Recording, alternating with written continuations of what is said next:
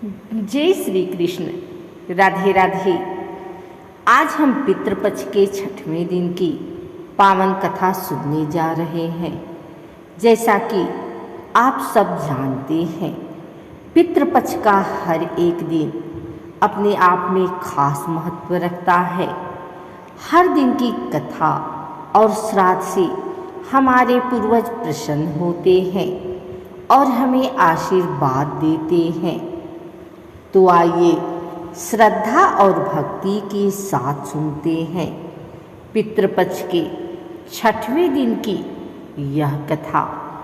अब हम पितृपक्ष के 6वें दिन की कथा सुनते हैं। शास्त्रों में कहा गया है कि इस दिन का श्राद्ध करने से पितरों की आत्मा को विशेष शांति और तृप्ति मिलती है। कथा आती है कि एक ब्राह्मण परिवार में एक पुत्र था। जब उसके माता पिता का देहांत हुआ तो उसके पास कोई साधन नहीं था, न धन था न सामग्री, लेकिन उसके हृदय में श्रद्धा बहुत थी। उसने केवल नदी का जल, तिल और कुश लेकर पितरों को अर्पित किया और मन ही मन प्रार्थना की, हे पितरों, मेरी श्रद्धा स्वीकार कीजिए। पितृ अत्यंत प्रसन्न हुए और उसे आशीर्वाद दिया, पुत्र, तुम्हारे वंश में कभी अन्न धन की कमी नहीं होगी और तुम्हारी संतान दीर्घायु होगी।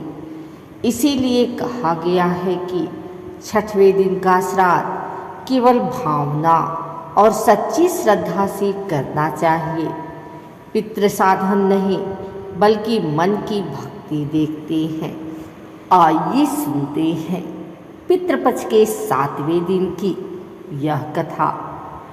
7वें दिन की कथा हमें यही संदेश देती है कि पितरों का सम्मान करना केवल हमारा धर्म ही नहीं बल्कि हमारे जीवन की उन्नति और समृद्धि का आधार भी है।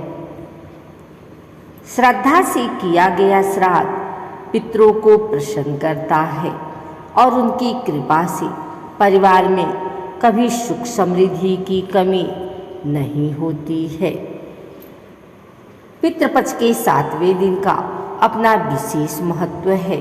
शास्त्रों में कहा गया है कि इस दिन किया गया श्राद्ध न केवल पितरों को तृप्त करता है बल्कि वंशजों के लिए संपत्ति, ऐश्वर्य और सुख समृद्धि का मार्ग भी खोलता है। बहुत समय पहले की बात है, एक राजा था जिसका नाम विक्रमसेन था। वह पराक्रमी और दानवीर था। उसके राज्य में प्रजा सुखी थी और चारों ओर समृद्धि थी। लेकिन राजा के जीवन में एक कमी थी।